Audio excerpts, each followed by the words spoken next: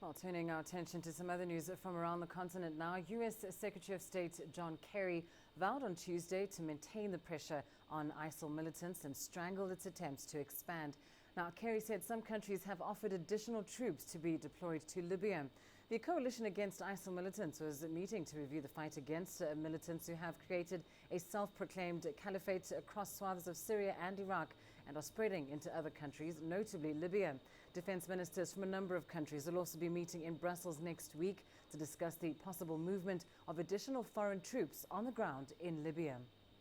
But in addition to that, a very important conversation is already taking place and will take place next week in Brussels with the defense secretaries. The ministers of defense will be meeting, those that are able to get there at least, short notice, in Brussels at a meeting for the first time, believe it or not, of all the defense ministers together. Now, some countries in the region have offered additional troops to be on the ground, and it's up to the military people at that meeting to flesh out how many, who, what is possible, and see whether or not that can be calculated into the steps going forward. Right, well, let's get to more on this now. CCTV's Yusuf Geji joins us live from Tunis. Yusuf, of course, countries that neighbor Libya are very uniquely challenged by the threat of ISIL. Just tell us how Tunisia is handling the situation, not only with regards to its neighbor Libya, but also within its own borders. Well, Tunisia now is in a state of alert. 2015 has been a very difficult year for Tunisia with 3 attacks on its soil. So police here have greater power than ever before, and they are conducting arrests and raids. Only yesterday they were able to arrest several people and kill 3 armed men in the south of Tunisia. But now the problem in Tunisia is the borders. First, you have the border with Libya. It's a desert region, and there the army is in control. They made some natural barriers like ditches and sand dunes in order to prevent smugglers and people from crossing in the country.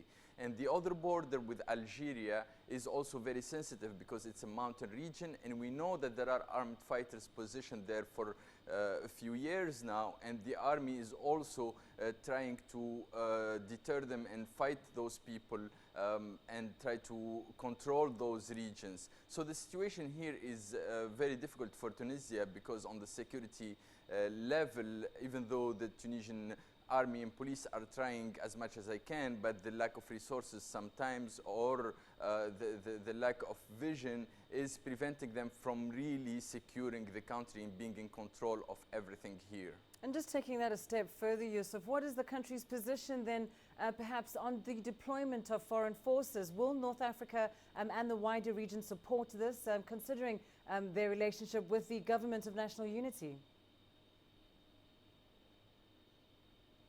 Well, Tunisia is very concerned about this, and the Tunisian government and presidency have been trying to secure a deal between the different Libyan parties and form a national government in order to prevent foreign intervention.